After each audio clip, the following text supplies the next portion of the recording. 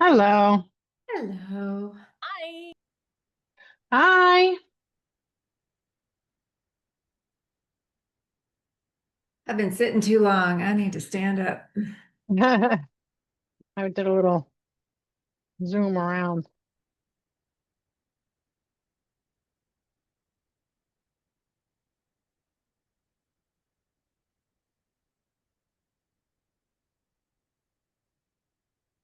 Can I test my audio if I have my earbuds in?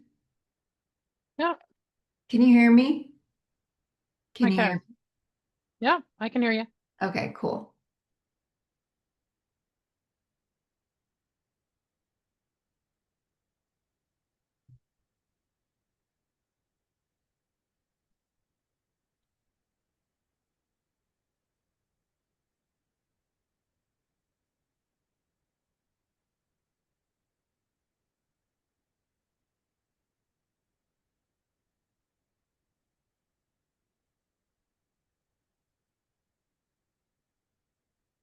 Hey, Dan. Hello, hello. How are you? Doing great. And you? Okay. Good. Feels like a Monday for some reason. All right. Holly's going to be about 5 minutes late.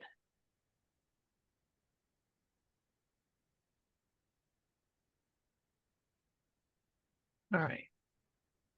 So tonight is our first group mentoring. We're just doing 2 hours, so we'll be done at 8. And we actually have new core competencies that came out towards the end of September. So we're going to go over those. And then we're also going to go over ethics just to make sure we're covering everything we're supposed to cover during our mentoring. And then we're going to watch and listen to a video, and you're going to use your forms to take notes. I'm going to assign you competencies, and you're going to look for those specific competencies. And then we'll do a little debrief afterwards. So that's our, oh, and of course I'm going to do this first. I'm going to go through the level 2 application process. Oh, and by the way, we got approved. So we have our level 2. I'm just waiting for the seal, and then you'll see a whole bunch of stuff. You'll see me posting stuff online, obviously, but I haven't gotten that email yet, which they said I was going to get yesterday or today, but I didn't get it yet. So, yeah. So I am going to go through the requirements and then the actually applying for it. So I'm going to pull up the ICF website for that and then share my screen.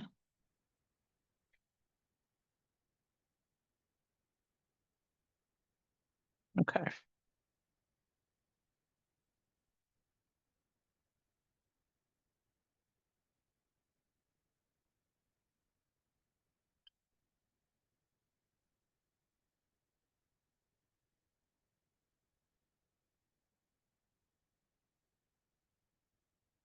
Can you see that? ICF? Yeah, okay. Let me move this.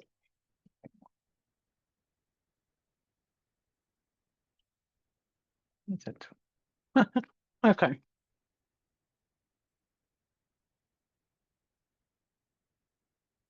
Okay, so for the PCC, you need 125 hours. Here comes Holly. You need 125 hours of coaching education. You're getting 75 with this add-on, and then I've taken in, well, you guys have the level 1, and then Holly, you have the 60 hours from your previous training. So those were all transfers in, so you all have the requirements for that. You have more than 125 hours. You need 500 hours of coaching. At least 450 has to be paid. So up to 50 can be pro bono. You need 10 hours of mentor coaching. You're getting that in this course. You're going to get 7 group and 3 one-on-ones. And then successful completion of a performance evaluation, which is our final. You'll get that at the end of the course.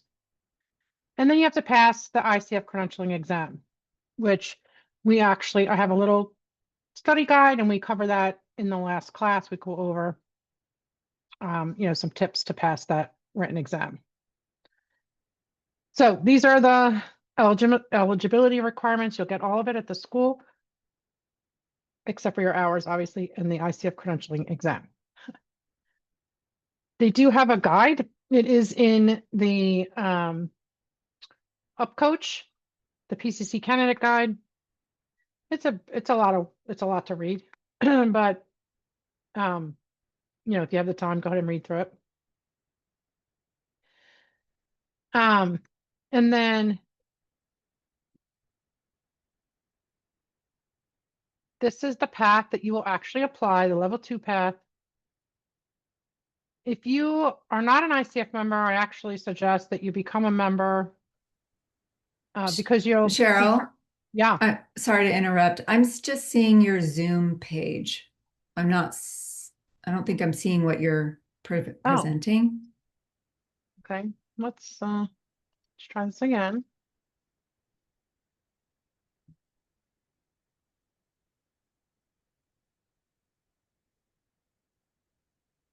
You see it? Better. Yes, Okay. ma'am. Okay, so this is what I was talking about up here was the requirements and this guide, which again, I have in the file drive in UpCoach. And then here is the level 2 path. This is the path that you're going to take when you apply for your PCC. I suggest you become a member if you're not already one. It pretty much pays for it because a non-member you pay $525, members pay $375. It takes about 4 weeks for them to review the level 2 application. So really no time at all. Once they review that and they verify your hours with me, then they send you an email and you schedule your exam, your written exam. And you have to take it within 60 days of getting that email. So then you schedule it. It is a proctored exam. So it's very strict. It's done by Pearson VUE, very strict. You get a break at 1.5 hours in, and it's a 5-minute break. Other than that, you can't move. You can't go on your computer. So they take control essentially. So you can't go in like on any tabs or anything on your computer. You can't have anything in front of you. They take it very seriously. And you are not allowed to get up. So if you have to use the restroom or something like that, you cannot until the 1.5 hour mark, and then you only have 5 minutes. And I say this because I had somebody fail that just couldn't, didn't have a choice. They had to get up and they had to go. And so they failed them. And then they had to pay to retake it. So it's kind of a pain, but that's how they run it. They're very strict and they're very upfront about it. They'll tell you exactly, what you can and can't do. So you want to be prepared to spend that 3 hours basically just with a 5-minute break. Now, with that said, it shouldn't take you 3 hours to take the exam. Depending on how you take exams. Me, I'm a person that goes through all of them, answers what I can. And then I go back for the ones that I couldn't answer or that need a little bit more thought, and then I'll go through those.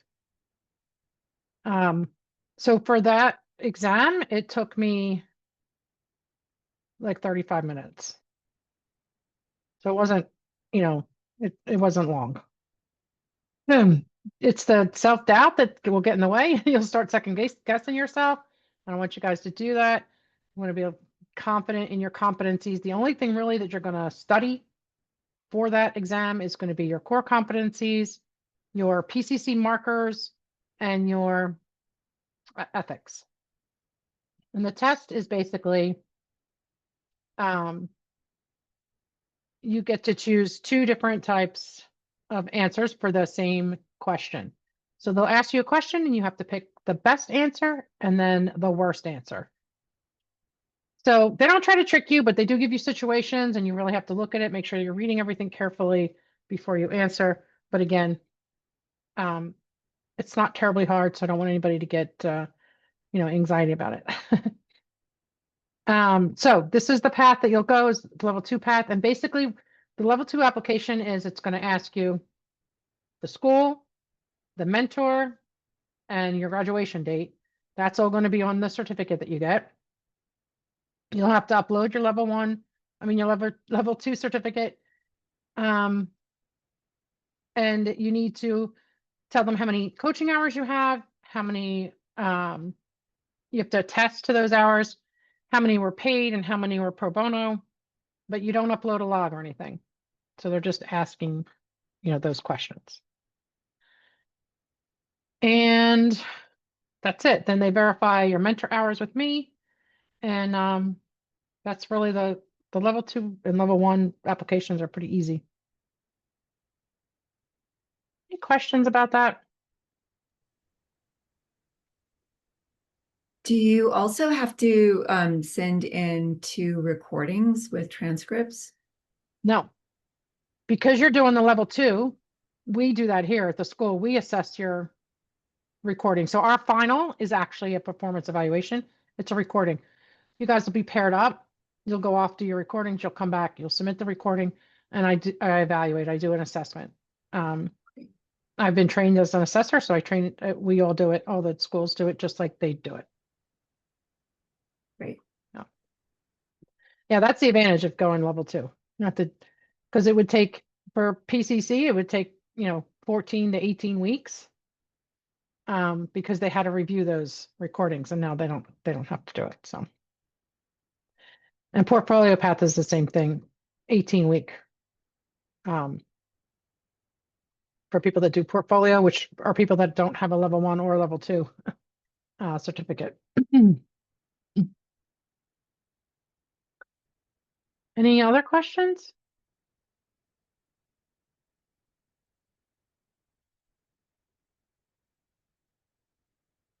Okay. Oh, let's see.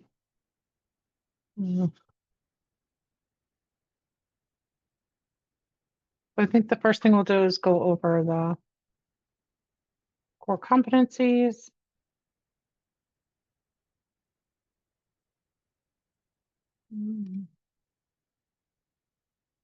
And I will share my screen. So I'm going to actually put this in the chat too for you to download, because this is the new ones. And you want to make sure you have them for studying. They are in the UpCoach as well portal. But let's put them in here.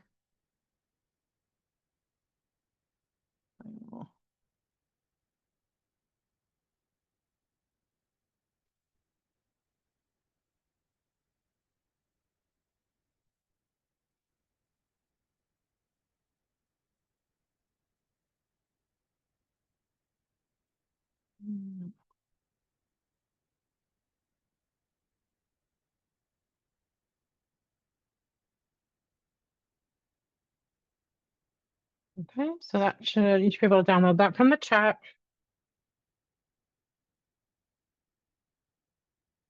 And share my screen.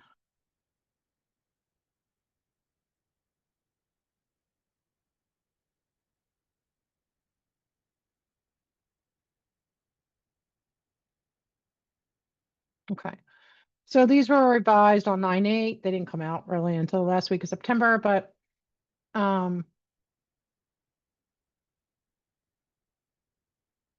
there is no like specific thing of like, here's what's new and here's not. They actually integrated it in and changed some verbiage. So we're going to go through the whole thing. Now, it doesn't change the bottom line. of the core competencies, but we want to make sure, again, especially for the written exam, it's not really going to impact your coaching per se, but we want to make sure for the written exam that you have this and this is what you're studying. So this just talks about the 2025 global coaching. Thank you. Analysis was to understand how coaching practice has evolved since the previous job analysis in 2019. And that's why this update happened, because they saw the differences. And so they wanted to update the core coaching model. And basically they used knowledge, abilities, and other characteristics of coaching, the changes in those things. You can read through that. I'm not going to go over that.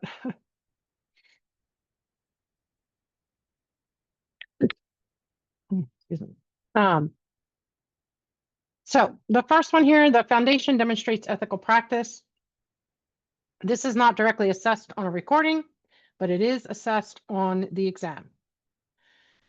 So the definition is understands and consistently applies coaching ethics and standards of coaching. So demonstrating personal integrity and honesty in interaction with clients, sponsors, and relevant stakeholders. Is sensitive to clients' identity, environment, experiences, values, and beliefs.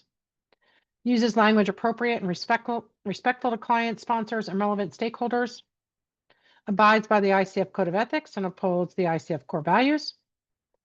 Maintains confidentiality with client information per stakeholder agreements and pertinent laws. Maintains the distinction between coaching, consulting, psychotherapy, and other support professions. And refers clients to other support professionals as appropriate. Those are the basics of your ethics. Embodies and coaching mindset, also not assessed in your recordings, but is assessed on the written exam, kind of indirectly.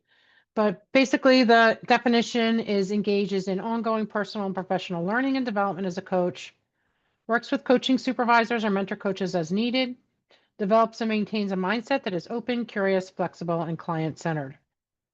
So acknowledges that clients are responsible for their own choices, engages in ongoing learning and development as a coach, including remaining aware of current coaching best practices and use of technology, develops an ongoing reflective practice to enhance one's coaching, remains aware of and open to the influence of bias, context, and culture on self and others, uses awareness of self and one's intuition to benefit clients, develops and maintains the ability to manage one's emotions, maintains emotional, physical, and mental well-being in preparation for, throughout, and following each session. Seeks help from outside sources when necessary, nurtures openness and curiosity in oneself, the client, and the coaching process, and remains aware of the influence of one's thoughts and behaviors on the clients and others. So this is, again, this isn't assessed directly in your recordings, but it is in the written exam. And basically by giving you some examples of things that, like situations where there'll be, yes, that's correct, and then no, this is not correct, that are based off of these. And I remember one question was about around bias, the influences of bias. So you'll get some questions around those. You'll get some questions around, development as a coach. You'll get some questions around technology. So just being kind of aware of those things and how they interact with coaching.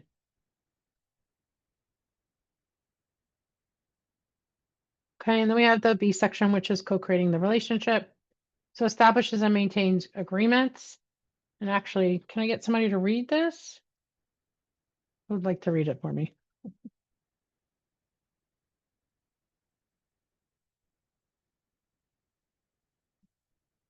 Go ahead, Dan. I know you were going to say it. I'm going to read it. I'm trying to see if I can actually see it without my reading glasses, quite honestly. Let's see if I can make it larger for you. There we go. That's better. And I'll make it wider as well. There you go. You get. All right. So, establishes and maintains agreements. Definition, partners with client and relevant stakeholders to create clear agreements about the coaching relationship, process, plans, and goals. Establishes agreements for the overall coaching engagement, as well as those for each coaching session. I'm going to read each of these as well. Yep. Sure. So 3.01 describes one's coaching philosophy and clearly defines what coaching is and is not for potential clients and stakeholders. 3.02 reaches agreement about what is and is not appropriate in the relationship, what is and is not being offered, and the responsibilities of the client and relevant stakeholders, including commitment to working toward coaching goals. 3.03, reaching agreement about the guidelines and specific parameters of the coaching relationship, such as logistics, fees, scheduling, duration, termination, confidentiality, and inclusion of others.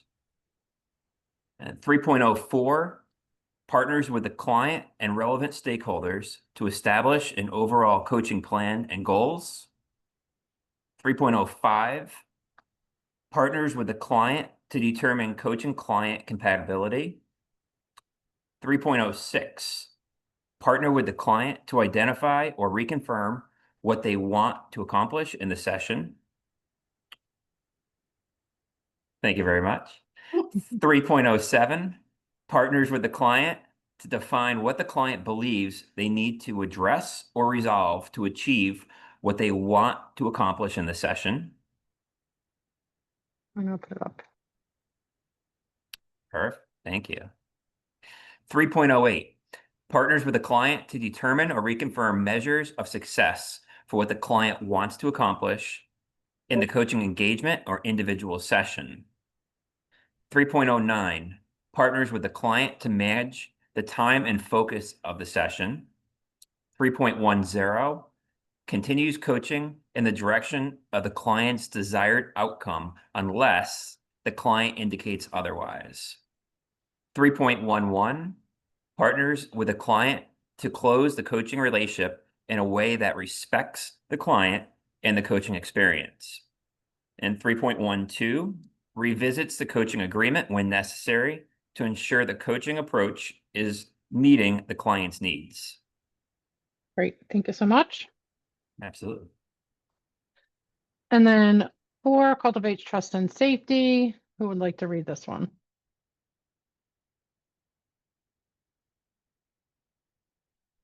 Go ahead, Holly C. So we partner with the client to create a safe, supportive environment that allows the client to share freely, maintain a relationship of mutual respect and trust. So we seek to understand the client within their context, which may include their identity, their environment, experiences, values, and beliefs. We demonstrate respect for the client's identity, perceptions, styles, language, and we adapt our coaching to the client. We acknowledge and respect the client's unique talents, insights, and work in the coaching process. We show empathy, support, and concern for the client. We acknowledge and support the client's expressions of feelings, perceptions, concerns, beliefs, and suggestions. And we demonstrate openness and transparency as a way to display vulnerability and to build the trust with the client. That it?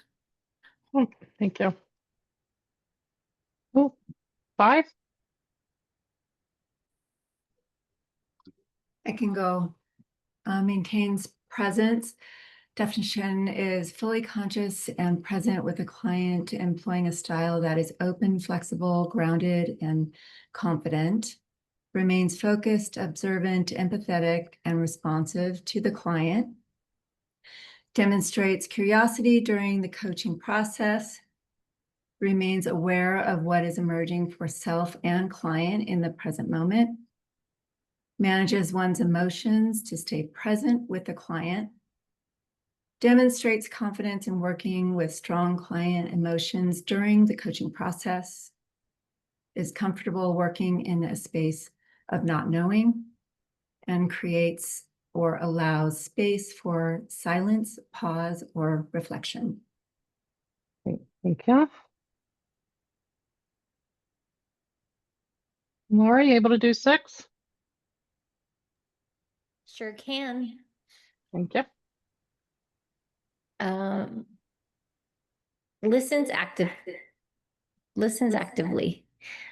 Definition: focuses on what the client is and is not saying to fully understand what is being communicated in the context of client systems and to support client self-expression. You want me to read all of them, right? Please. Okay. 6.01 considers the client's context, identity, environment, experiences, values, and beliefs to enhance understanding of what the client is communicating. 6.02 reflects or summarizes what the client is communicating to ensure clarity and understanding. 6.03 recognizes and inquires when there is more to what the client is communicating. 6.04 notices, acknowledges, and explores the client's emotions, energy shifts, nonverbal cues, and other behaviors. 6.05 integrates the client's words, tone of voice, body language to determine the full meaning of what the client is communicating. 6.06 notices trends in the client's behaviors and emotions across sessions to discern themes and patterns. Great, thank you. Okay, and then 7 for evokes awareness. Definition is facilitates client insight and learning by using tools and techniques such as powerful questioning, silence, metaphor, or analogy.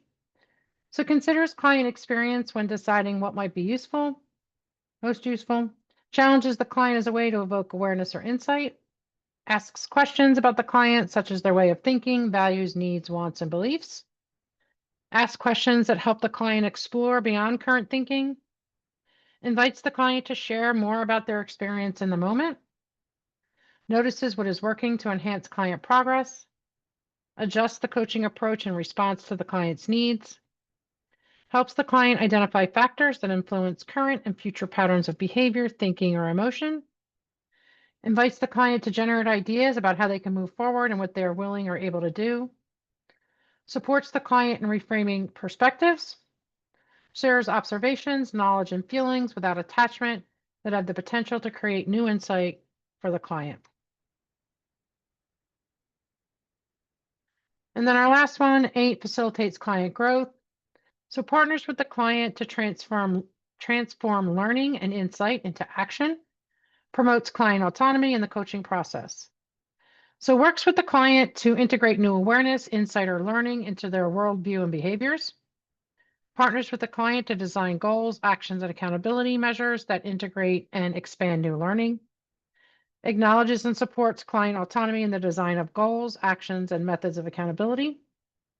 Supports the client in identifying potential results or learning from identified action steps.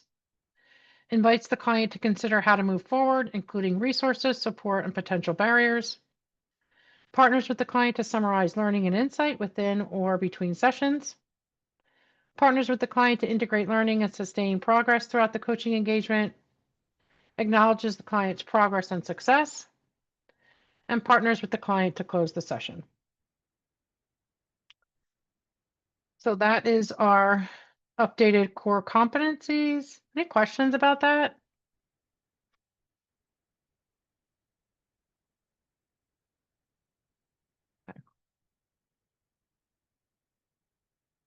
I really only noticed a couple of things, and mainly it was how they actually changed the wording on the definition.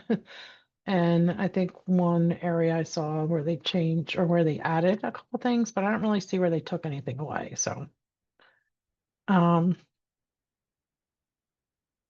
so now we're going to look at our ethics. Hmm.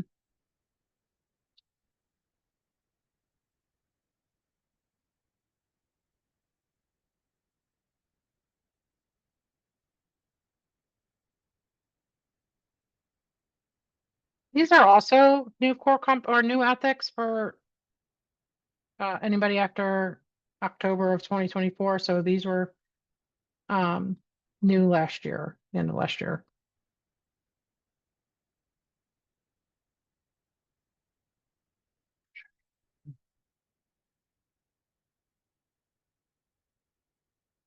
Okay. So they updated them in October of 2024. Okay, so the 5 main parts of the ethics are purpose, the ICF core values and ethical principles, the commitments for all within the ICF ecosystem, ethical standards for ICF professionals, and the Pledge of Ethics. I'm not going to read through a lot of this, but it'd be good for you guys to read it. But just basically, this is the purpose of these ethics that the ICF has determined. And basically, it incorporates their core values and as the foundation to understanding the ethics, any kind of ethical principles or standards of conduct. And it upholds the integrity of the ICF and the global coaching profession by setting these standards that are consistent with those values. It guides ethical reflection, education, and decision-making. And then also adjudicating and preserving ICF ethical standards through the ethical conduct review process, which is the ECR. And that's where people can basically make complaints against coaches or coaching organizations, schools. And then providing the basis for ICF ethics training in ICF accredited programs, like we're doing now. And basically it's to assist people that are subject to the code by directing them to the ethical factors, values, and principles that we need to take into consideration.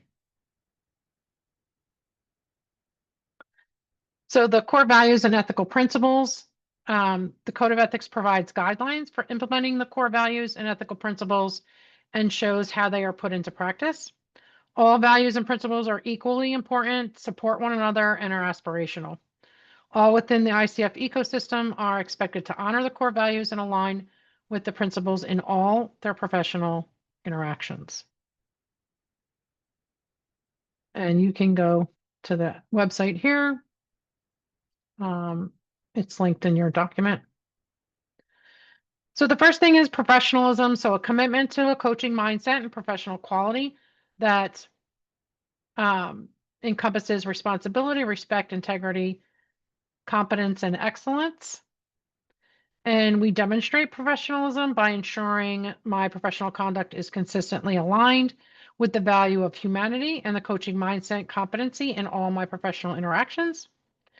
Being true and accurate in my statements, committing to lifelong professional learning and personal development, supporting the ongoing personal and professional development of my clients, students, and ICF professionals, delivering on my commitments, being aware of ethical dilemmas and issues and responding with adherence to the ICF Code of Ethics, adding to the knowledge base and sharing expertise and skills as described in the ICF core competencies, being resilient and confident when faced with challenges, behaving with respect and transparency in all business dealings related to coaching, making clear and accurate representation in all my professional interactions in relation to coaching, committing to honesty, courage, consistency of action, ethical practice, and the highest standards for ICF and the coaching profession. The next is collaboration. So a commitment to developing social connection and community building. So I work collaboratively by making commitments and progress towards promoting professional coaching through fostering joint creativity and resourcefulness. Partnering with others, both within and across multiple social identity groups. Being mindful and intentional in our own participation while working in any collective effort. Cooperating with other ICF professionals, working with clients and sponsors. Partnering and communicating with related professions, associations, and people in other coaching organizations and professions. And the next one is humanity. So a commitment to being humane, kind, compassionate, and respectful towards others. I demonstrate humanity by accepting that as humans, I am not meant to be perfect, and with a coaching mindset, expressing imperfections is an opportunity for me to spread a culture of openness and self-acceptance. Knowing I always have more to learn and being open to other points of view. Creating authentic relationships that support honesty, transparency, and clarity. Continuously seeking and developing self-awareness. Being willing to acknowledge and own my mistakes. Accepting responsibility for my actions and learning from them. Being modest about my achievements, which is so funny. Some coaches are just not modest about their achievements. But avoiding any behaviors or communication that suggests superiority in any way, and committing to inclusivity, dignity, self-worth, and humane rights. So being modest about my achievements, they're talking about like, I thought this was funny because I got questioned on this because a lot of coaches don't show a lot of modesty. But it's they're not saying like you can't celebrate your wins or you can't talk about things that you're an expert in. It just means like that you're not doing it in a negative way to other people. That's really what they're looking at. Equity, a commitment in using a coaching mindset to explore and understand the needs of others so I can practice equitable processes at all times that create equality for all. I am equitable by recognizing and respecting all identity groups and their contributions, treating everyone with the same dignity and sense of fairness, bringing awareness to systemic patterns of conscious and unconscious bias in myself and others, exploring to understand and bring awareness to social diversity, system equality, and systemic quality and systemic oppression, and how they show up in the coaching profession. Maintaining equality and partnership in all my coach, client, trainer, student, mentor coach, and supervisor coach relationships.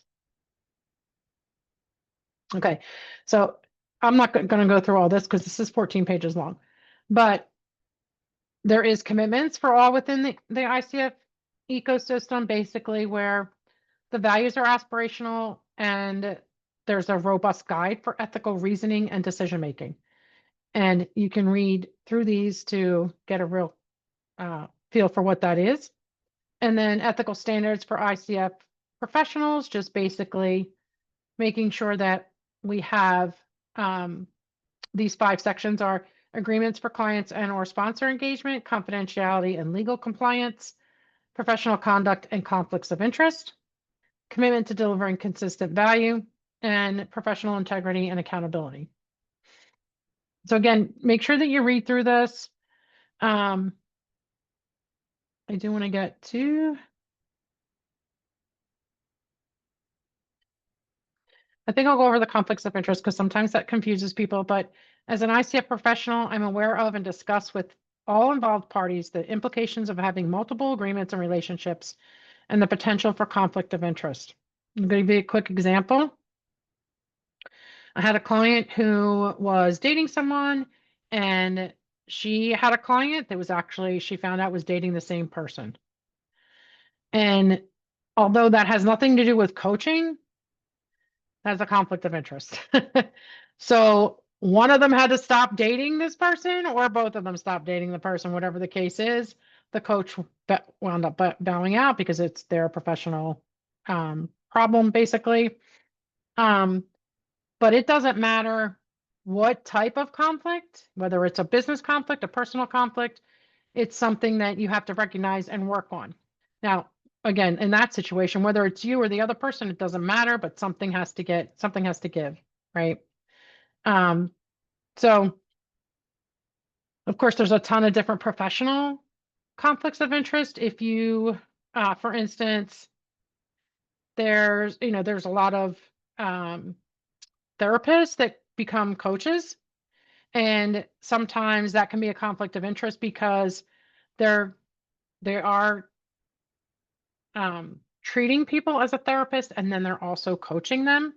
So they're actually one of the fewer professions that really need to be very careful about that conflict of interest, because typically a therapist might say, these are the sessions that we're going to do therapy, or this is the time frame that we're going to do therapy, and this is our coaching time. And so you can't mix them. And then if you do mix them, there's a conflict of interest. And so they have to be very on top of like where they're coming from when they're dealing with their clients. So just again, some things to think about. And this actually says it here, resolve any conflicts of interest or potential conflicts of interest by working through the issue with relevant parties, seeking professional assistance, or suspending or ending the professional relationship. So typically, if you are in that type of environment where you think something's gonna, could potentially be a conflict, your best bet is to have either a mentor coach or a coach supervisor. Of course, you could always come to me as well, because I am your mentor coach right now, and I'm also a coach. I've been trained as a coach supervisor. So, there's different people to go to. There's also the ICF that you could go to in some cases. Also maintaining fairness by being aware of any bias and addressing it, so that you don't discriminate towards anybody based on race, color, gender identity, sexual orientation, socioeconomic status, age, spiritual practice, ability, and other groups, classes, and categories of human differences. And this is something to pay attention to, especially in our political climate, that this can come up. And, you want to just be aware of it and try to work through it as much as possible. And then if you need, help with that, to seek that help. And then here, understanding that ICF professionals often serve in multiple professional roles based on prior training and or experience. So again, mentor, therapist, HR specialist, assessor, and it's my responsibility to disclose to the client when I'm acting in a capacity other than the role of a coach, an ICF professional. So that kind of goes to the therapy. And then just generally speaking, any compensation, so any kind of referral programs you have, or affiliate marketing that you might have, like for client base, not like for digital products or anything, but like for client base coaching, then, they have to make sure that the client knows what you're paying for those leads that led to that, them being a client. So, like for instance, I have an affiliate program for the school. Like if you refer somebody to the school, you get $500. That student will know. I would tell the student if I paid somebody the $500, because that's part of, that's part of the coaching ethic here. Same thing with coaching the client, like in a business coaching sense. I have an affiliate with that as well, affiliate program, and I let them know if somebody referred them over to me and that they actually received compensation for it. It's just important that that's disclosed at the beginning. You don't necessarily have to say the amount. I know a lot of coaches don't say the amount. They just say that they pay a fee for that referral. Then there's a commitment to delivering consistent value, professional integrity and accountability. And then we have our pledge, which is basically, while fulfilling any role within the ICF ecosystem, I promise to uphold my ethical obligations by adhering to the ICF Code of Ethics in all my professional interactions. I commit to doing my best to represent the integrity and professional reputation of coaching and the ICF. And then here are some key definitions that are mentioned in the above pages. And then a glossary of other terms. I think that's it. Yep. Okay. Questions about this?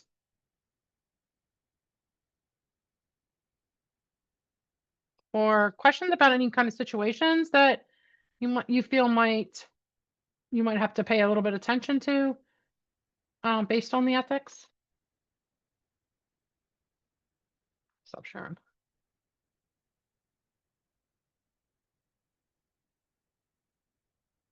Okay.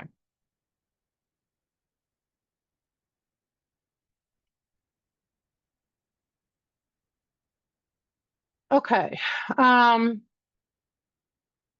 So we are going to listen to a recording. Do you guys have your sheets? Give you a second to get those out.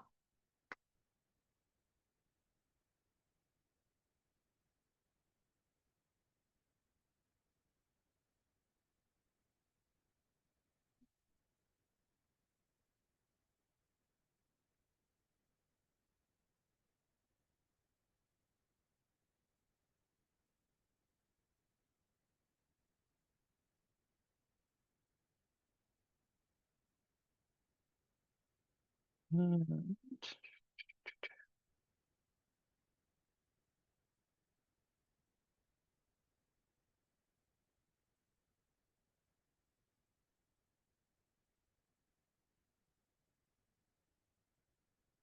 got really warm in here. Not quite sure why.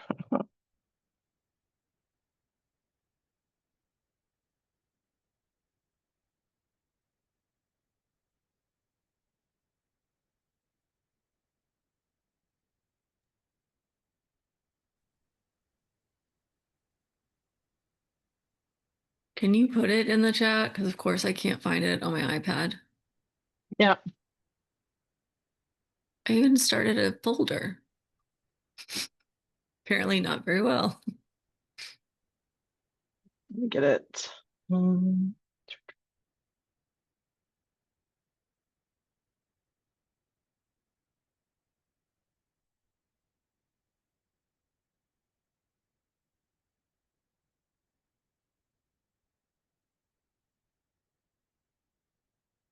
all right, and it is.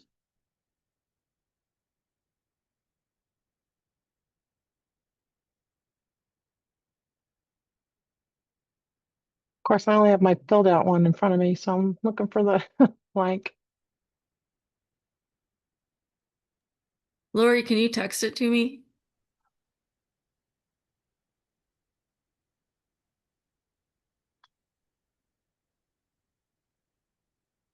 It's a lot of build up. Oh, thank you. You're welcome. Oh, there it is. Thanks. Stuck. My Wi-Fi is like really slow. Good. So we have, everybody has the form now because it's right there. All right, and then we are going to listen to um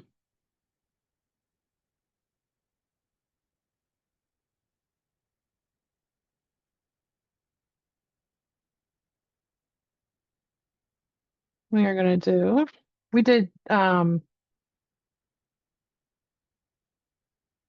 Deanna coaching Kim, right? Last week. So we're doing, let's back this up because I don't know why it started already. We're doing Kim coaching Janet. So share my share field.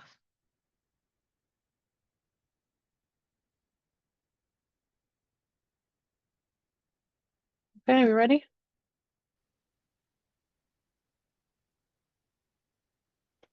Hi, Janet. Hi. I am so delighted to be spending some time with you here today. And before we start, I would just like to do a little bit of housekeeping. Is that all right with you? Yes, it is. Okay, so we have 30 minutes for this coaching session. So we'll have it, it's so my time, it's about 8:12 my time. And so it'll be around, 8:35 that we'll be ending this. And you're 3 hours ahead. So I guess that's 11:35 your time. I'm just two. Oh, you're 2 hours. Okay, so 10:35. Okay. And then also to for the housekeeping, I'd like to cover, what your comfort level with challenge within the coaching session is. I'm pretty comfortable with it being challenged because it helps me think about things in a different way. Or so yeah, I'm pretty comfortable with it. And if it's too much, I'll just tell you, nope. Perfect. Okay. Wonderful. That's great. Thank you. And also too, I would like to, like mention, like, are you comfortable with me interrupting you if it feels like maybe the conversation's going off your topic? Yes, I am. Yeah. How would you like me to interrupt you? What would be the Uh, best way? hmm. just say something.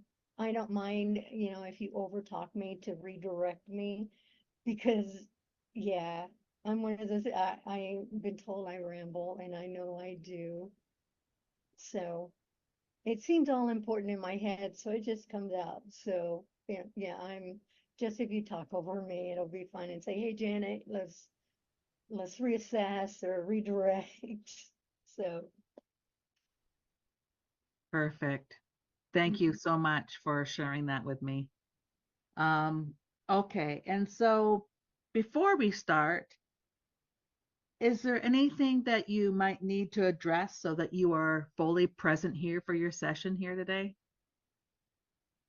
I'm gonna take a drink as soon as I find it. And then I'll be ready to go. Okay.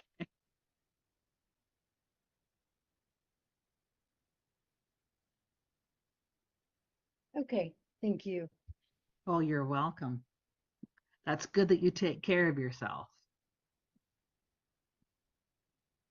What is really important for you to talk about today? My sister's funeral is tomorrow. And I want to be comfortable going to the funeral, knowing that I can, how to say it,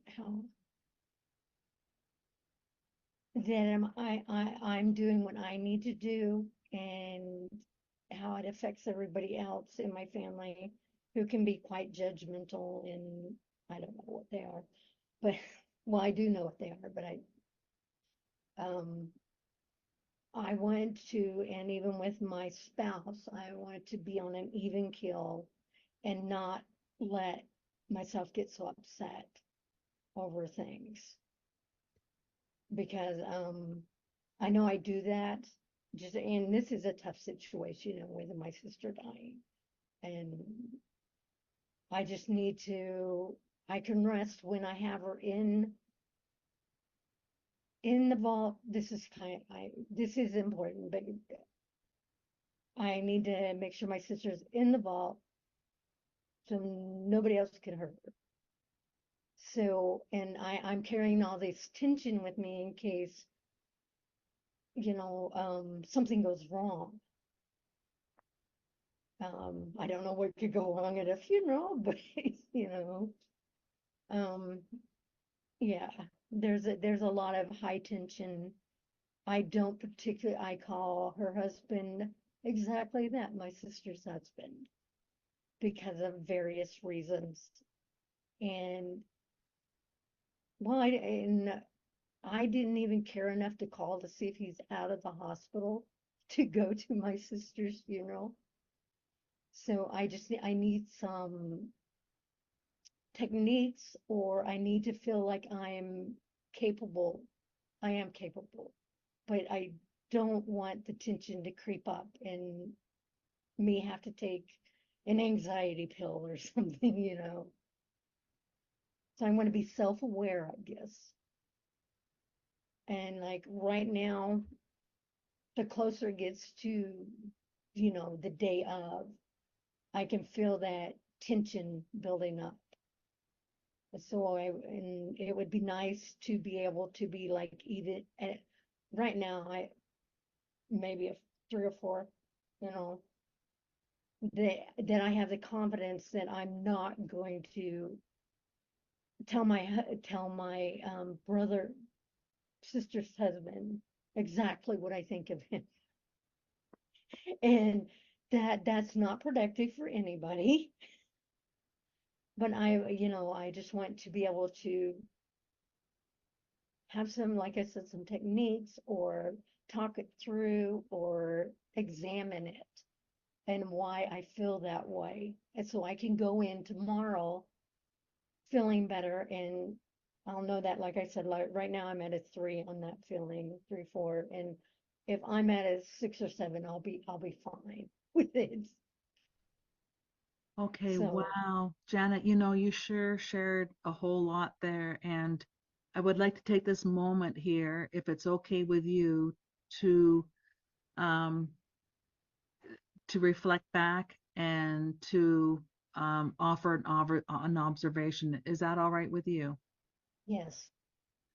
Okay, so so what I hear you saying is that you're going to have to go to this funeral of your sister's, and you have this buildup of this, like it feels to me like an anticipation of something going wrong, you know, during this burial of your sister. And um, you, can't trust yourself with her husband, your brother-in-law, because you have some deep feelings there that you might want to express. And so you want to be able to go in there feeling even keeled. And so what I observed was you mentioned that this was really important. And when you said that, your voice cracked just a little bit. And it seemed like there was a bit of an energy shift there. Was that a correct observation? Yes, it was. Because I just want my sister to have a nice funeral, and she's free from pain now, but to be protected from any other harm. I don't want any bad vibes at the funeral, out of respect for her. That is what she deserves. And I'm worried that I'm going to bring a bad vibe in myself, and I don't want to do that. So that's probably what you heard was right there, that I'm worried I'm going to be the one doing it. So You mentioned even keel. What does that mean to you?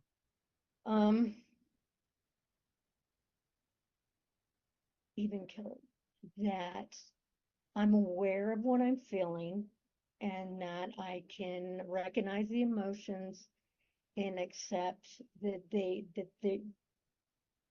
that just because they're there, I do not have to act on them. I can, honor my feelings, but respect my sister at the same time, kind of thing. So it's just maintaining control to me is even, I'm going to cry, but that's different than what I'm talking about, but, so I can maintain a presence, or, yeah, that's just even, not too high in emotion, but not showing no emotion at all. Because I want to be in the middle. I like that middle ground. So, and even kills that middle ground. So What would you like to walk away with by the end of this session? I would like to walk away with the knowledge that I am capable of doing this. Which is my thing. You can't do that for me, I realize that. But and maybe some sort of understanding that will stick with me of why I don't have to act on my feelings, why it's okay to have them, but I don't have to express them at this point in time at the funeral. I can do that later, at a later time, if I ever see the man again. And he's the only, well, some of my sisters, two of my sisters are there too, and I have this little need to always get their approval. So I don't want to do that either. I just want to be comfortable in myself and do my thing, which would be even killed, So all these little family problems coming in. I've been working on them, but not with the people in the room.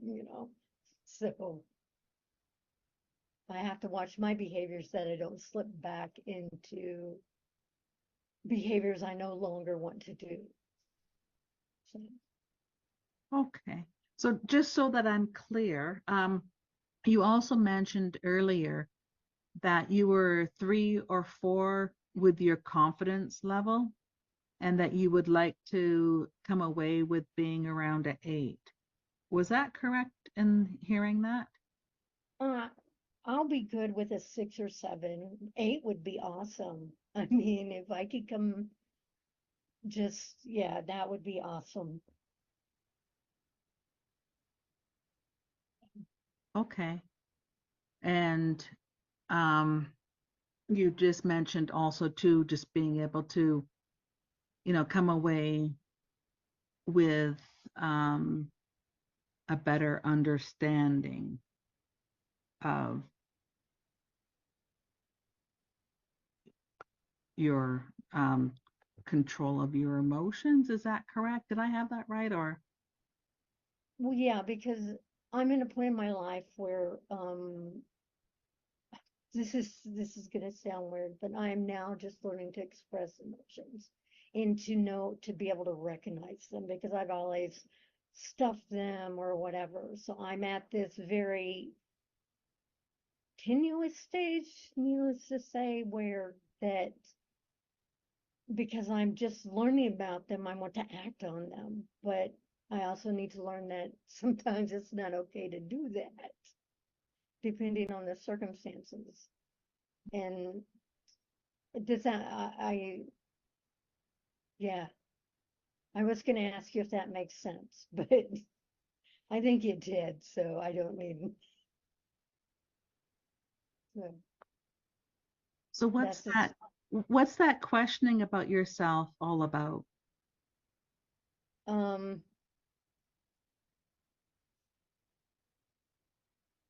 Just my upbringing and my life up to when I was 50 and dealing with my siblings and everything. I've always tried to be like, I want them to like me because I never felt they liked me when I was growing up. And they all like excluded me.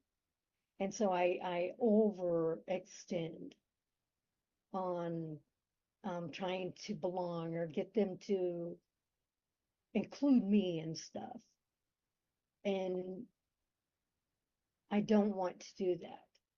I don't want to have that feeling that that I need to belong, you know, that, yeah, along those lines. Because I know that I don't need that. Because I mean, I'm good just as I am.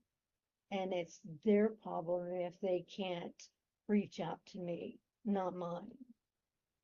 So, which is part of the tension, I guess, all this family stuff. Yeah.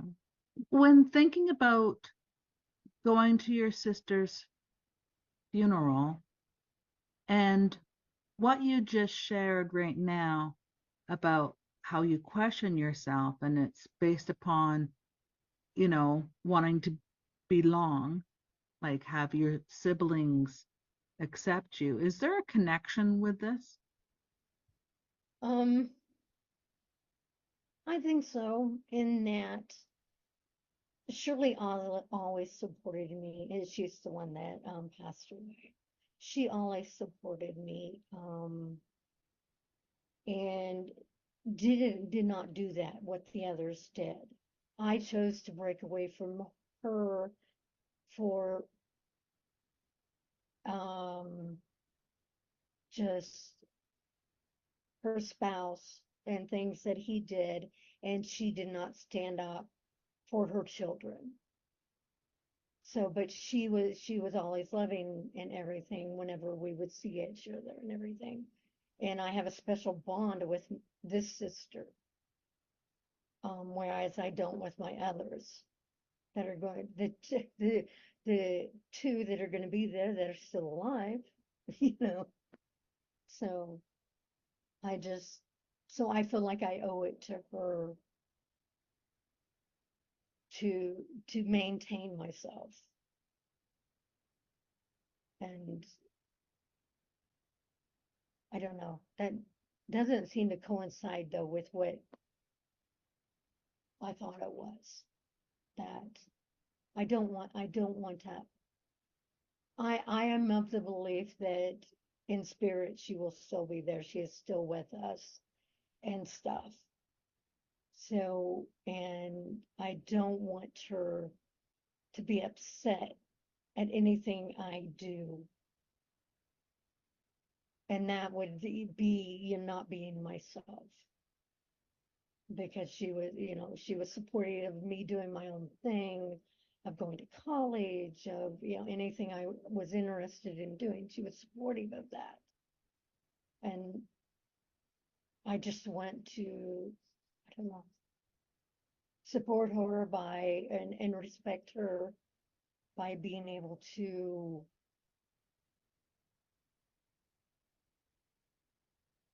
act appropriately. Not the way that I feel like I should, but to act appropriately, be myself to honor her kind of thing. Yeah. Okay, so, may I share, a perspective? Yes, please. I'm just wondering, if there's a conflict within being yourself and acting appropriately. There may be, because I like to, now I like to tell people as it is, as I'm, tactfully, hopefully, not always, but, that I don't want to have to withhold my emotions in order to be nice to my brother. And that I feel that's childish, but I've held it in for so long, and my sister's no longer alive. But out of respect for her, I need to. And her boys will be there too, so I don't want, they don't need to know how much I dislike their father. So, May I offer, I'd like, to invite you to do a bit of a visionary activity here. cool, yeah. Yes? Okay. Yeah. So if you don't mind, just closing your eyes just for a second, and I invite you just to take a couple deep breaths.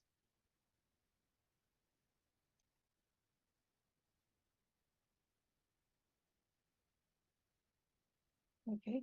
Okay. And so now, just when you're visioning, preparing for this day to meet with these people at this funeral, what would your authentic person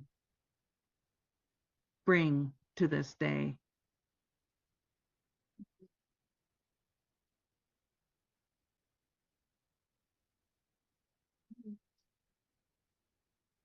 It would bring a weariness that I feel with my family. I think just greet them, tell them hi, I love them because I do love them. And just, I don't know. I want to interact with them,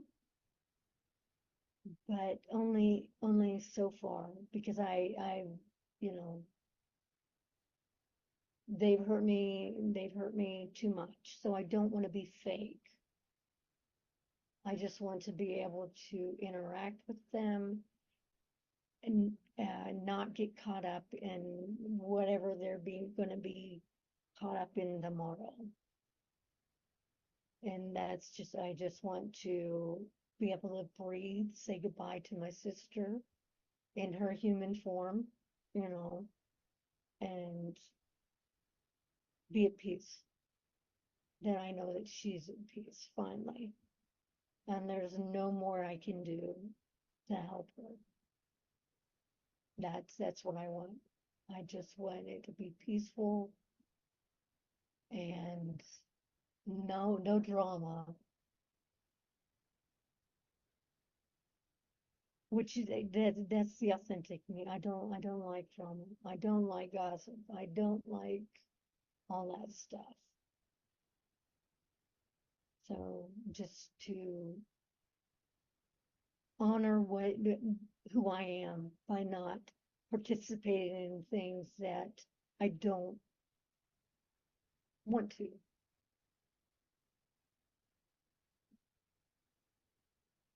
What might you need to let go of in order to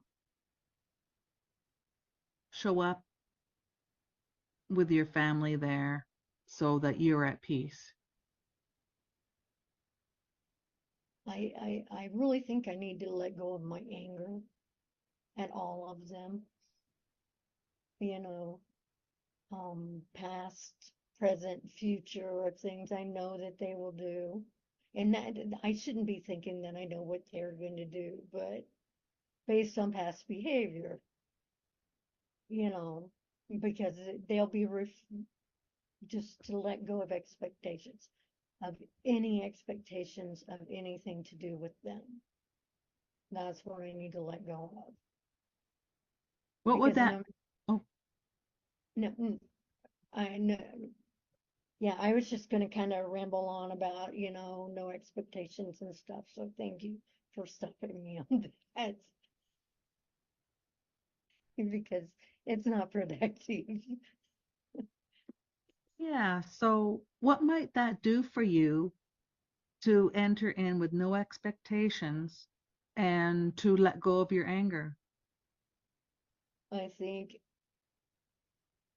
I can be at ease. I cannot have to worry that I'm going to lose it with my brother-in-law.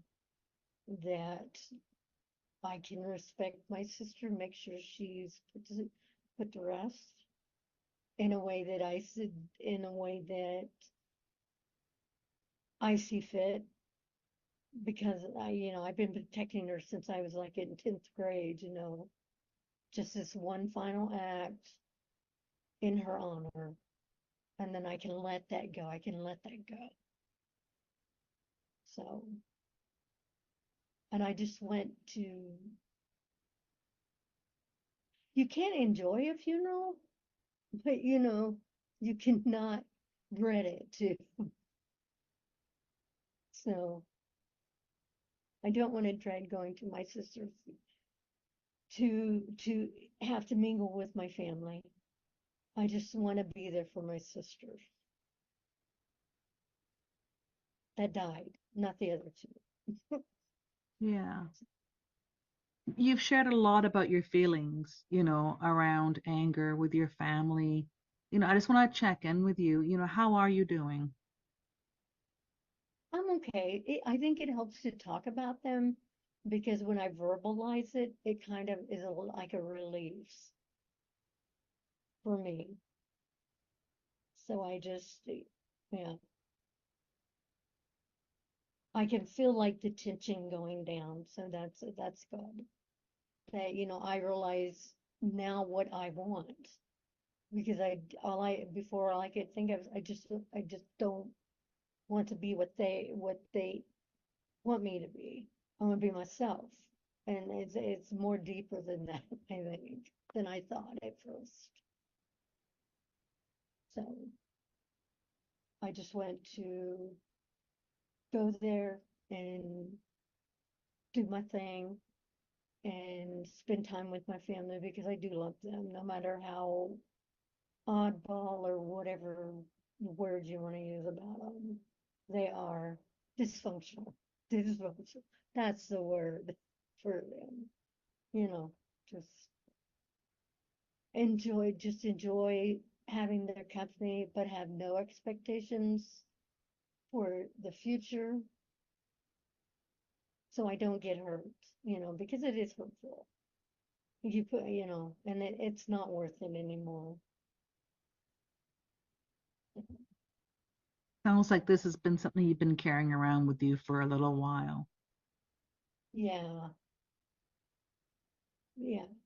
I would like to acknowledge you for sharing that here today. And I do want you to know that, with me being here, being quiet, that is my way of holding space for you. And, you mentioned that you realized it was something deeper. With that realization, how does that affect you? Actually, it makes me calmer because I know what it is. I know what I need to do, not entirely, but now I've got a better idea of what mindset, frame of mind, however, I choose to put it when I'm talking about just, what mindset I need to be in. And it's not dependent on them. It doesn't have to be dependent on them. They should expect nothing from me. I mean, So what is that mindset that you have going forward? that um, I just need to be me, that I'm a good person, and if they want a relationship after this, there are no expectations of that on my part. And it's probably going to be the next funeral before we see each other, if whatever. But not to have any expectations feels really good. And what does that do for you? That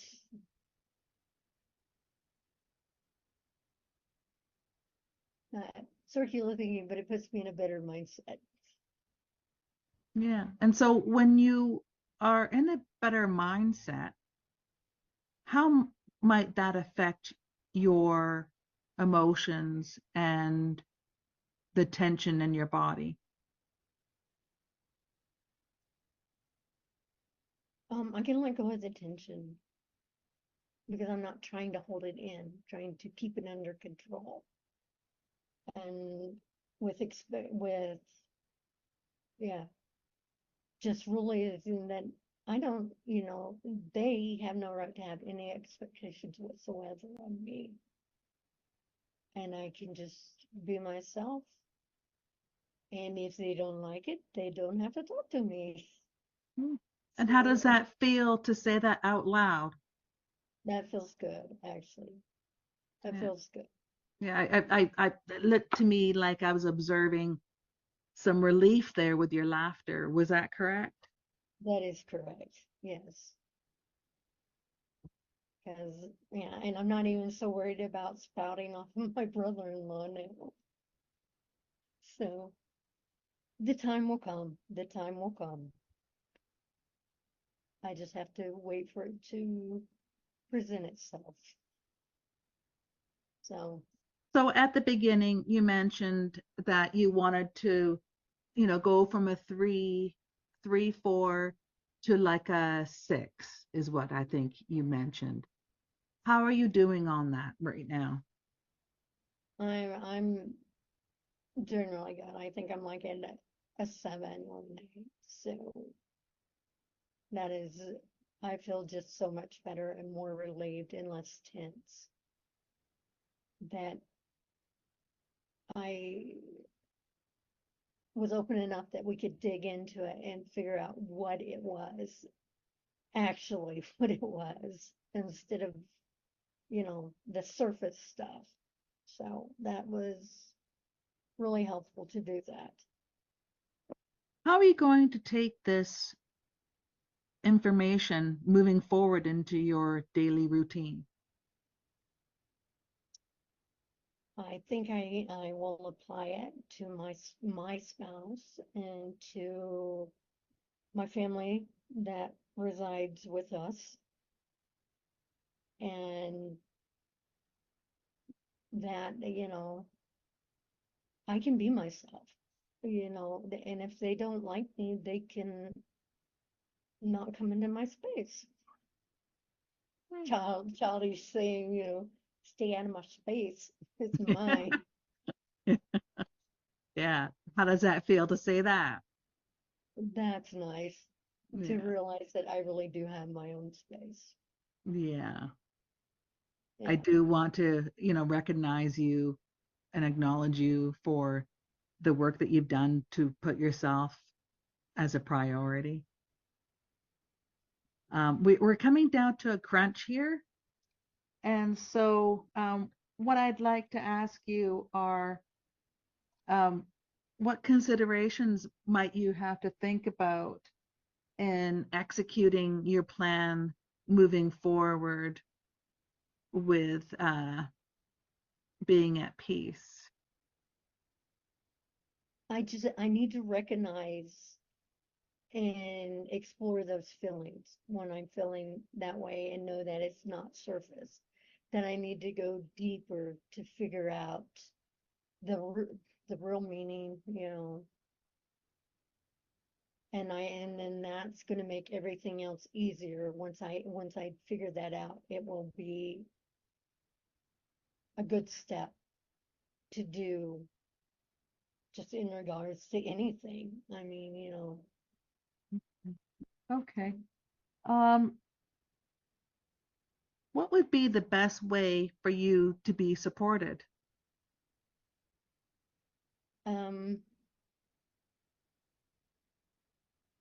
Just I think having a talk with my spouse and just trying to explain to him how I feel. So he doesn't base it on past reactions or, you know, think I'm upset because I'm a certain way. I just need his support in letting me be me and not worry about it because I'm okay. And how are you So feeling about your accomplishments here today? I'm feeling pretty good. Sorry, I'm feeling pretty good. So, Wonderful. yes, thank you. Before leaving here today, what might you need to express so that you can leave here feeling settled and ready to transition into the world? Just I'm gonna tell myself that I do matter and that I do know what I need and it's okay. Telling yourself that you do matter. Yeah, yeah. I got my tattoo right here. I am enough, right on my arm. So I always know that. So Okay, and so what else might we need to address before we stop our session? no, I think I'm good. I think we addressed even the subconscious things that were, you know, taking place in my mind. Yeah, that's what it is. Mind. Well, I want to acknowledge you for showing up for yourself here today, Janet. And it was a real pleasure being here with you. Shall we end our session on that note? Yes, I think that's a good plan. Okay. Well, looking forward to next time, Janet. Okay, thank you. Okay, bye for now. Bye-bye.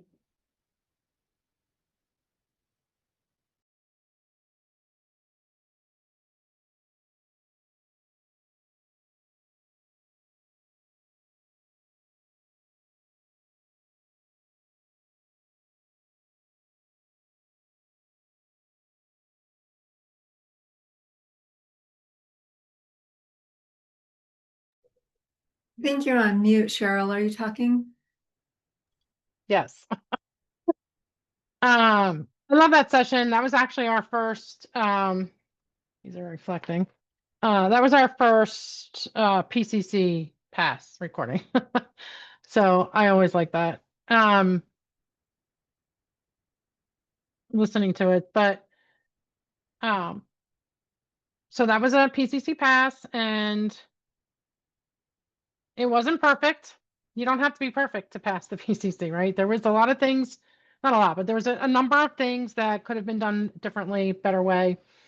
There was one or two things that, shouldn't have been done. If I use the should word.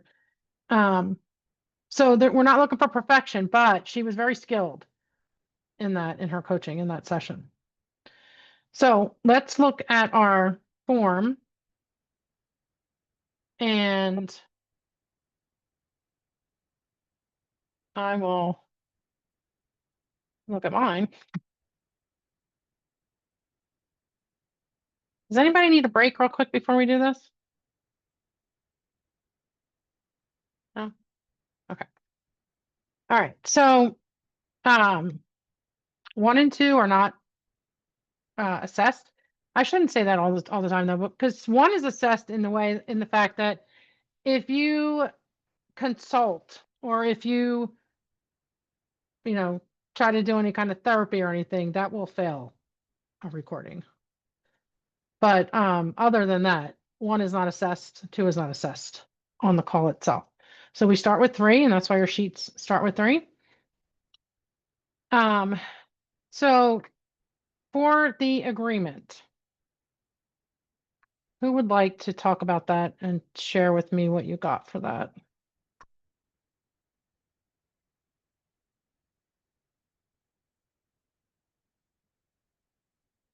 Or I can call on you, one or the other. But if somebody wants to volunteer. I can share. I was I had to write it down because my computer is super slow and it won't pick up everything on the form. Okay. So when I was listening, I kind of needed to jump back and forth because of the way the questions were asked. Mhm. But I felt like she hit everything. She asked what's important to talk about, what do you want to walk away with? They talked a lot about the scaling for measurement. What does this even feel like or mean to you, was for the meaningful piece. And then beliefs that she might need. She said, what might you need to let go of? I can't read my handwriting, but she said something there. Okay. Okay. Does anybody have anything different?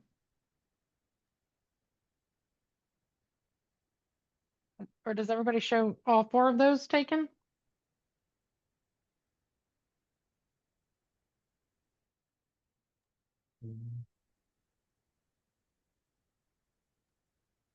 I actually went to the bathroom during the agreement, so I'm just gonna be really honest. Because I was like, oh, I can go quick. I know what this is about, but that was dumb because I didn't get the yeah. Okay. How about Lori? How about you? I could go, but I think, so she was like, what would you like, what's really important for you to talk about today?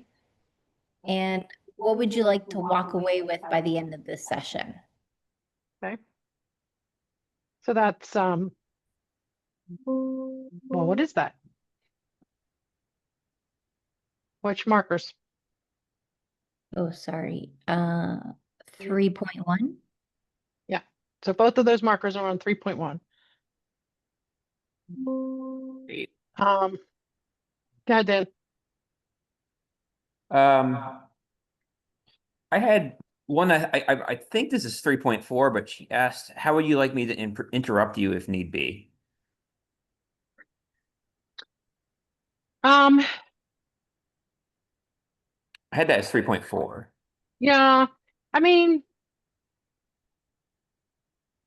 it could be because it is defining what the client needs to address in a certain way. Like, It Mhm. really was what the coach wanted to address, but it could be 3.4, but it's actually further down. So I wouldn't count that as 3.4. Okay. She asks,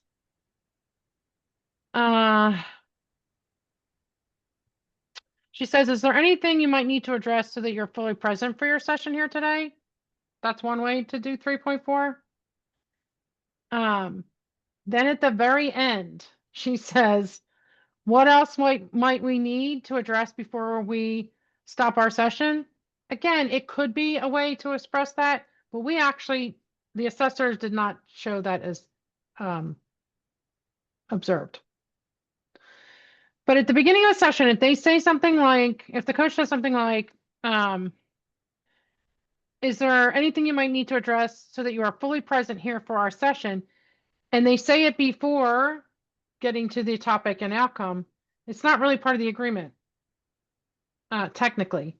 But if you say that after you get a topic and an outcome, then it becomes part of the agreement. It really is the timing of that.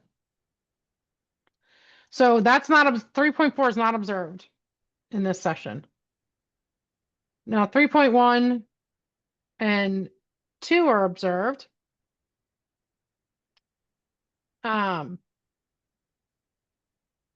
Did she get down to the meaning or importance? Or She was did it not. Janet said it? I feel She like Janet didn't. talked about it, but there was no like direct question about it. Right. So I wanted to point that out. So the client talks about the meaningfulness of this topic and the importance of it. But in assessing, we assess what the coach does or doesn't do, not what the client comes up with. So if the coach is not initiating that and the client happens to do something that is a marker that shows a marker, it doesn't show it for the coach. So it's important to take note of that. Now, when we assess, we use a point system.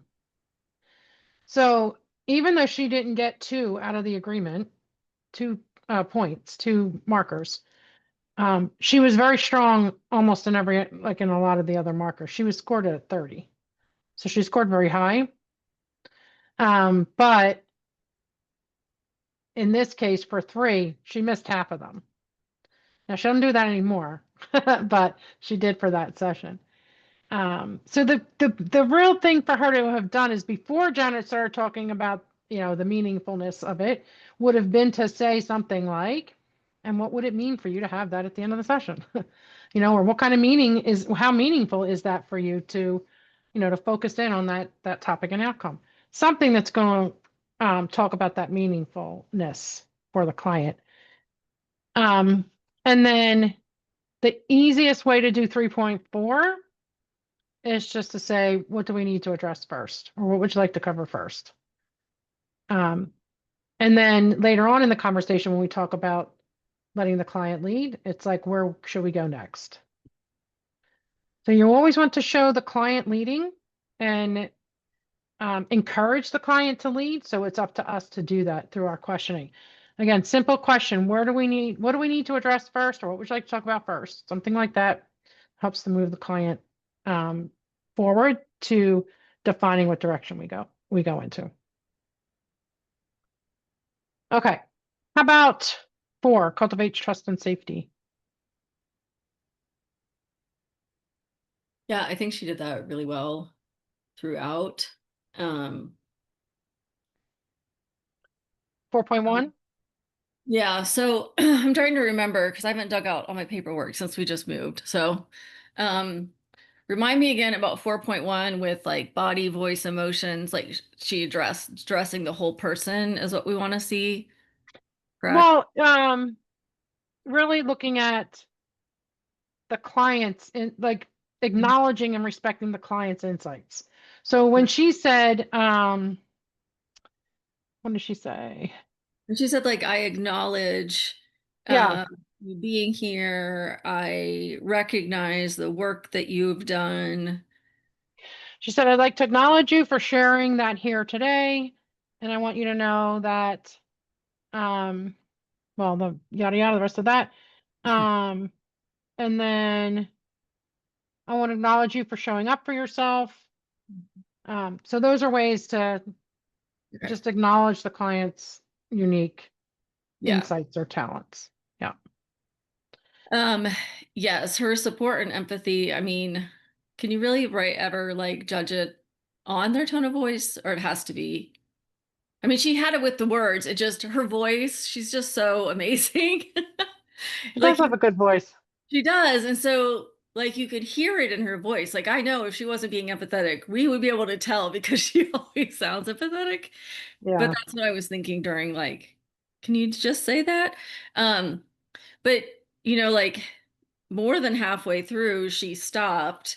And I think this might come later too, but she checked in with her and just the progress and just asked her, like, how are you doing right now as we're working through the stuff? So there was a lot of empathy and concern right there. Mhm. And then I didn't write down any other. So there was the place where she was reflecting back, and then she said, what I observed was you mentioned that this was really important, and when you said that, your voice cracked a little bit, and it seemed like there was a bit of an energy shift. So that's showing support and concern. Okay. And then the other one where she said, There was another Uh, summary. what? Well, there was another summary where she said, and it came with like, it seems like there might be it ended like with there might be a conflict with being yourself and wanting to act appropriately at the funeral. Yeah, she said, I wonder if there's a conflict within being yourself and acting appropriately. Mhm. Yeah, and you've shared a lot about your feelings around anger with your family. Want to check in check in with you. How are you doing? And then when you're in a better mindset, how might that affect your emotions and the tension in your body? So that all goes to 4.2. Oh yeah, I forgot about the tension one. Okay. And she definitely acknowledged her expressions, as far as like even keel, acting properly. I liked that again, like they were into the beginning of the session still, but she came back around um to wanting to check in with like what did it mean to be the even keel, and then Right. what would that feel like on the scale. So saying where Janet was, and then Janet where she would like to be. So I thought that was really good, and she kept using bringing up the words as far as like connecting with the siblings. Yeah, I couldn't type on this as well. My laptop, we need to get rid of it. So I wrote these things down. Yeah. So there's a couple in there. So she says, you mentioned even keel. What does that mean to you? That's supporting the client's beliefs, concerns. You shared a lot about your feelings around anger with your family. Want to check in with you. How are you doing? That's supportive. When you are in a better mindset, how might that affect your emotions and the tension in your body? How does that feel to say that out loud? It looked to me like I was observing some relief there with your laughter. All of those support 4.3. Yeah. And then back to when she like was trying to connect the dots and asked if she could share. And Janet said yes. And she said about, it seems like there might be a conflict with your being yourself and acting properly. And then she asked, like, am I correct? Forget what question she asked afterwards. I didn't write that down. Am I correct, or am I hearing that correctly? And so 4.4, like making an observation and then just letting the client. And she did that earlier too. She actually did it 4 times. So that's something to think about as well, because when you're coaching, you want to make sure that you're focused in on the clients. Like if you're offering up an observation, the client's view, but by saying, is that correct? We're actually focused on our view. Like, are we right? Is that correct? yeah. So, it's not really necessary to do that. You can say something, put it back on the client to say, does that resonate with you? Or how does that resonate with you? Or, what would you add, if anything, to what I just said? So something that puts it back on the client, not focuses on how we're performing. That's something to consider there. I see what you're saying. Okay. But she did show 4.4 in a lot of of course, I have the transcript, so I have. Right, I know it's not there. But yeah, there's just, you shared a whole lot there. I'd like to take this moment here, if it's okay with you, to reflect back and offer an observation. Is that okay with you? So she's asking permission. And then, I'm wondering if there's a conflict within being yourself and acting appropriately. Remember, these things can show up in more than one place. That's great. I'd like to mention, are you comfortable with me interrupting you? So that's part of partnering with the client, right? Asking that permission, or how she would prefer. She actually asked how she would prefer to be, and then gave an example. Okay, maintains presence. Dan, 5.1, do you have anything for that? Yeah, that was probably the one that I had the least on. Oh, is it? Okay. But what do you have? So, like, curious about the client. I didn't have any details. I actually had quite a few notes on the others, but definitely she dove into the curious about clients. I didn't have any good examples on that. And then coaching the client, I thought she stayed on track and the course. I just didn't have any detailed notes on that one, unfortunately. I do on Okay, 6, that's all right. but yep. Yeah, well, I'll come back to you on 6. Okay. Lori or HD for 5? The one thing that I want to add is she did provide a good amount of silence, like she didn't overtalk at all. So that was observed. And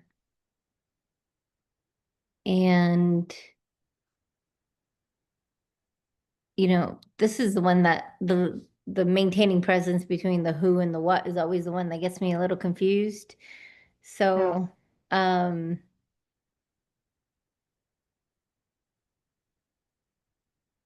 just Well, gonna I mean, leave it at and do you have that. an Let's see example if of any of HD them? has something else. HD, what do you have? So I have just little snippets where I felt like she was picking up or responding to, the who. 5.1, there was a moment where she says, what's questioning the self all about? So I felt like she was responding to the person, the who. Mm-hmm. And then 5.2, responding to what she said, you can't trust yourself. That has something about having deeper feelings, or has deep feelings. I'm not Mm-hmm. sure where that was. And then checks in, she said, do I have that right? And then another time she said, how are you doing? So I felt like those were both check-ins. Am I on track? Yeah. And then curiosity about the client. She said, what might that do to you to let that anger go, or let go of that anger? Mm-hmm. And she did allow a decent amount of silence. I felt like she was really present and really letting her client expand on her thoughts. Yeah. So for 5.5, I have like 1, 2, 3, like 18 spaces where she did that. So yes, very, very good on allows for silence, pause, and reflection. So if we look at what I have for like 5.1, she acts in response to the whole person, the who. And I understand the who and the what can get confusing. So the who here is like the things that deal with the person. So coming away with a better understanding of your control of your emotions. She said, what's that questioning about yourself all about? One of you mentioned that. when thinking about going to your sister's funeral, what you shared right now about how you question yourself based upon wanting to belong, have your siblings accept you? Is there a connection with this? So it's all about her feelings, her thoughts, her beliefs, and how they connect with the topic, how they connect, in this case, with her family. The great question that she asked for this was, what might you need to let go of in order to show up with your family there so that you are at peace? Great question, great who question, right? Really looking at deep inside the person. And then you've shared a lot about your feelings around anger with your family, want to check in with you, how are you doing? So again, checking, and that's the who. Now the what is based on the topic or the outcome. Like it's not the person's feelings, it's not their beliefs, it's not their anything to do with who they are or aren't. It's very surfacey kind of level, if you think of it that way. She says, like, what would you like to walk away with by the end of the session? Not really diving into who the person is, right? Just looking at what is an outcome that you would like. And then things like at the beginning, you wanted to mention that you mentioned that you want to go from 3 to 4 to a 6. How are you doing on that right now? We're just checking in there. Like there's nothing really, it's dealing with the what, which is really here, or which you can usually point to the coaching agreement, like the practicalities of that coaching agreement and them getting reached, versus again, those feelings, thoughts, belief systems that the client has. And that's what separates that who and that what. And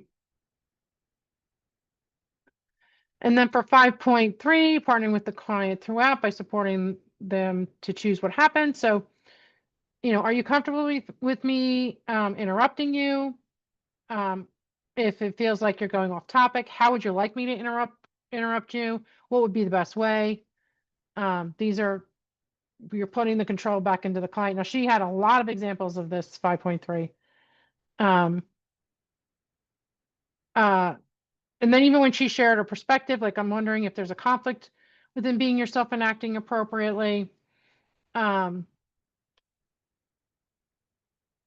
then there's some growth opportunities in this one, more so than the other areas, the other competencies. Basically, this created some not doubts, but the kind of mixed evidence in this area, because on one hand, she was consistently asking the client for their input and what to explore. But on the other hand, the language often emphasized the coach, what the coach wants or the coach needed, or if the coach was right, so there was a lot of that in it. And so that kind of contradicts some of the positive things that she was getting out of that, but they still, I mean, obviously we counted them for her, but because she did showcase them. But that's something that you want to be careful of, is that you're not focused in on you, what you need, what your thoughts are, whether you're right or, that's not part of the coaching. The coaching is that the client's getting what they need out of it. And so we want to always flip that back to the client and asking them those questions that relate to how they feel, think, or believe in that situation. 5.4 demonstrates curiosity, demonstrated throughout the whole session. I don't even have any examples written down because there was too many. And then 5.5, coach allows for silence, pause, or reflection.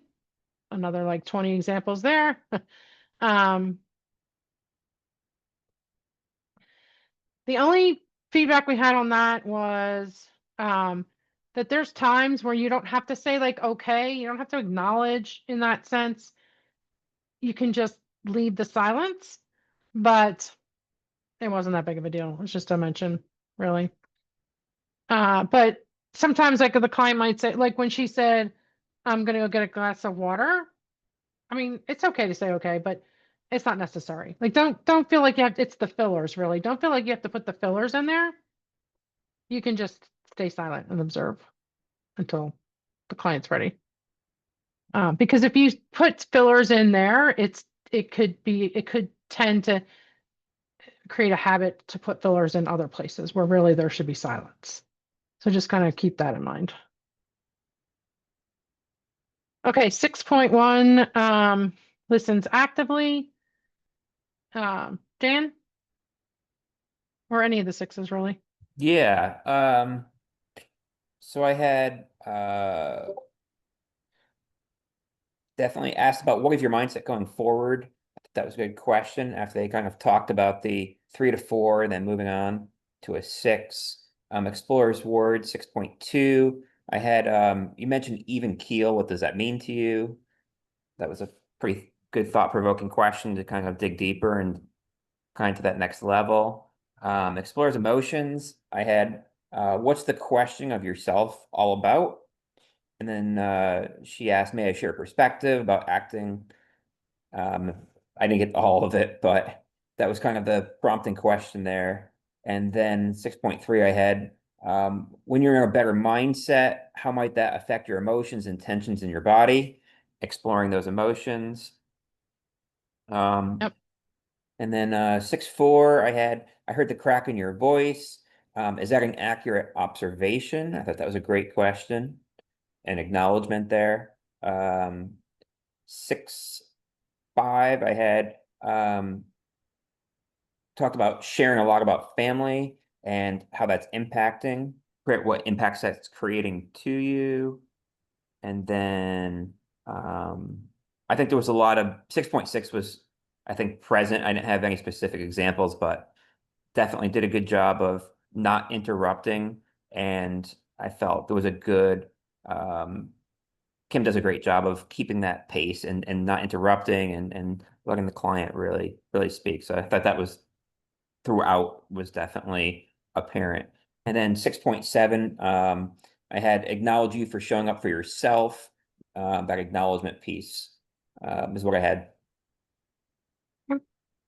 Good, thanks. So Mhm. just to share what I had, so yeah, 6.1, there was quite a few examples, but definitely the coach was using the client's verbiage and their situations and their experience with the questions and the observations that she gave. So the first one I had there was like, just so that I'm clear, you also mentioned earlier that you were 3 or 4, you were a 3 or 4. Where would you say you are now? When thinking about going to your sister's funeral, what you shared, how you question yourself, and it's based upon wanting to belong. Is there a connection with this? I'm wondering if there's a conflict within being yourself and acting appropriately. Again, lots of other examples. When you are in a better mindset, how might that affect your emotions and the tension in your body? So lots of things that Kim was customizing based off what the client was saying. 6.2, the best example for that was the even keeled question. 6.3 explores the client's emotions. So yeah, what might that do for you? You know, to enter in with no expectations and to let go of your anger. You shared a lot about your feelings around anger with your family. How are you doing? When you're in a better mindset, how might that affect your emotions and the tension in your body? How does that feel to say that out loud? Just different ways that she did that.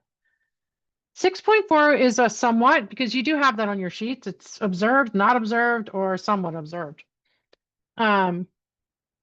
She did do the, explore kind of a shift by saying,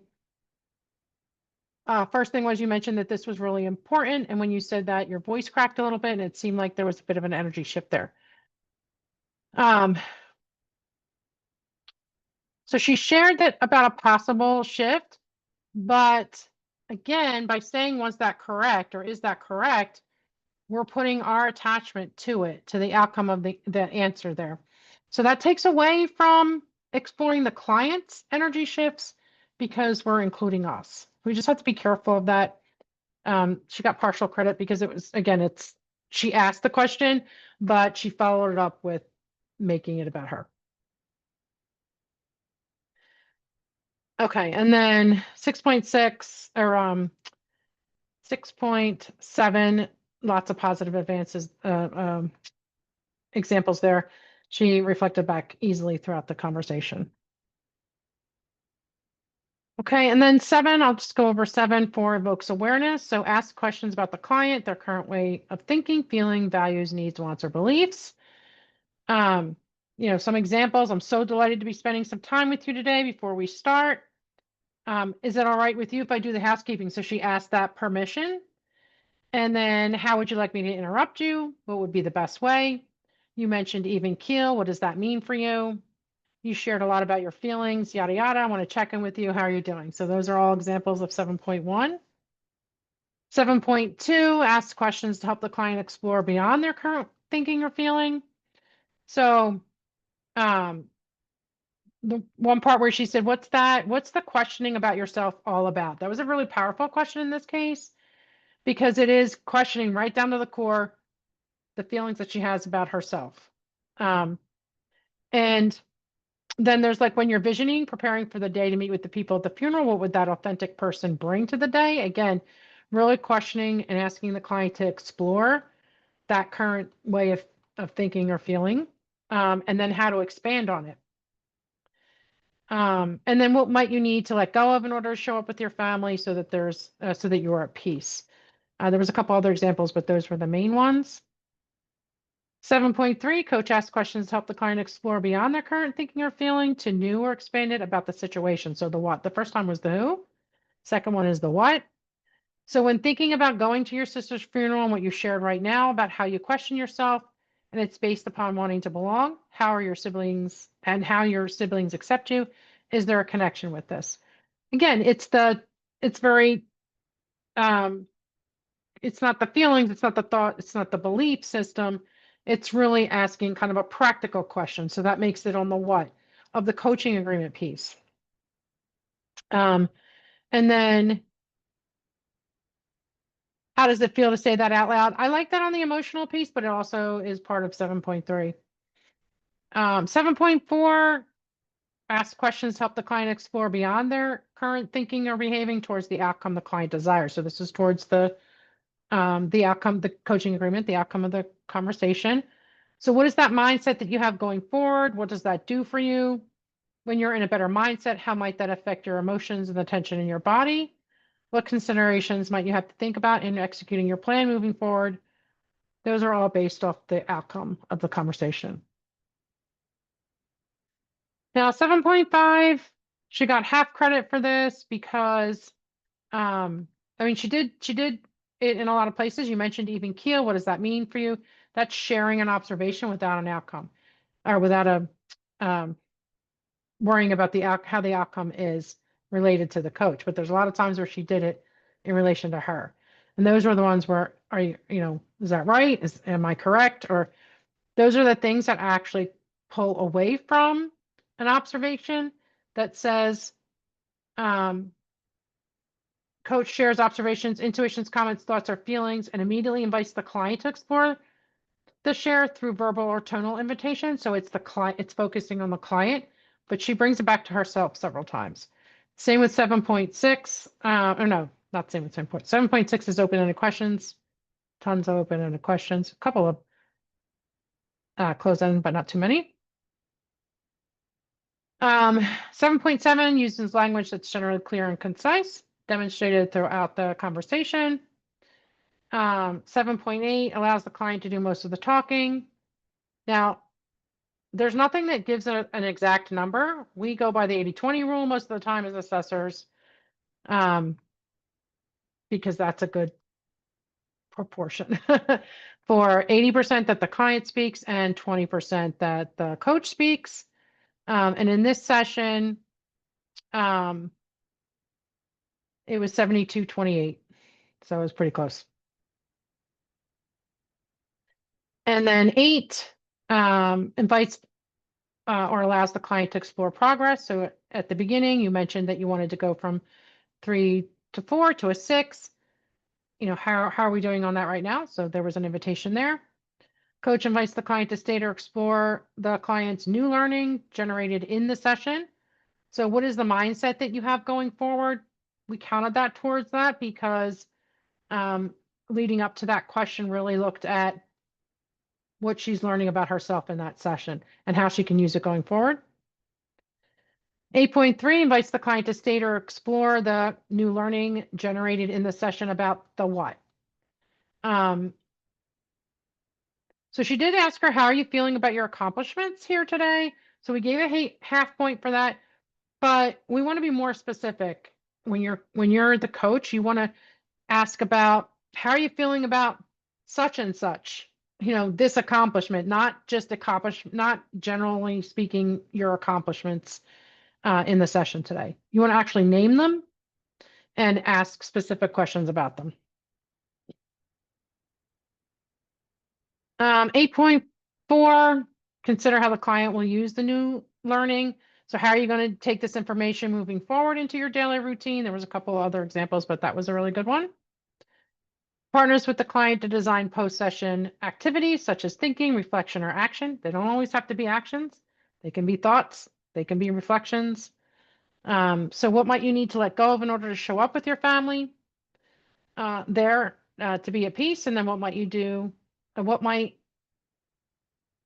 well, that's a typo, I think. Do for you. What might it do for you to enter in with no expectations and to let go of your anger? 8.6, coach partners with the client to consider how to move forward with post-session activities, including resources, support, or potential barriers. That's your challenges and your accountability. What does that do for you? What would be the best way for you to be supported? Which is asking about accountability and potentially challenges too. But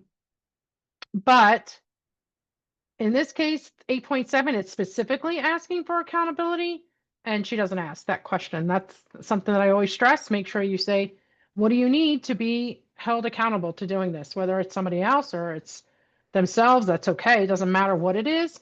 It just matters that we ask that question. And then 8.8 celebrates the client progress and learning. She did that several different areas.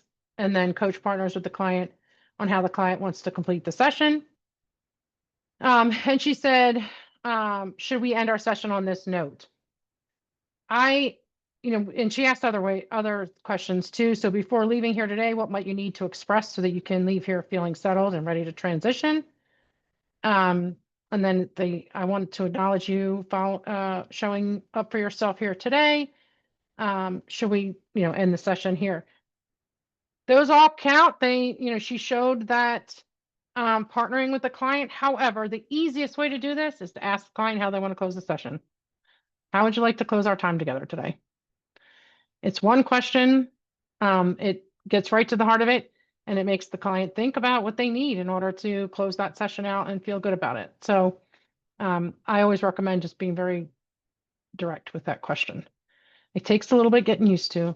I have a couple students that said it didn't feel natural until they did it several times, and then it started to feel a little bit more natural. Okay, sorry, we're a couple minutes over. I'm gonna wrap up now, but questions about that session or the form, or any feedback that we just went over? It takes practice. Definitely takes practice, yeah. Yeah. And if you look at these sections, like especially when you're observing, right, a good thing to do is to look at, well, how do I normally do that? And find the areas that you think, you would need to work on, and then start practicing just those areas first. Like, we're not saying, hey, take all these 8, core competencies and, 36 or whatever it is, markers, and, let's do every single one. It's not going to happen, first of all, but, just kind of hopefully listening to these gives you a feel for what you might need to focus in on. And then actually going through it can help you to, learn as well how to adjust where you need to.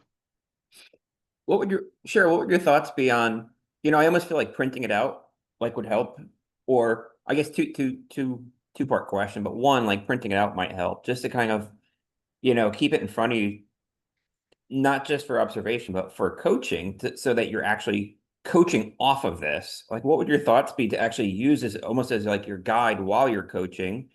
And so you do hit all of these on a regular basis. Is that something? It's not manageable.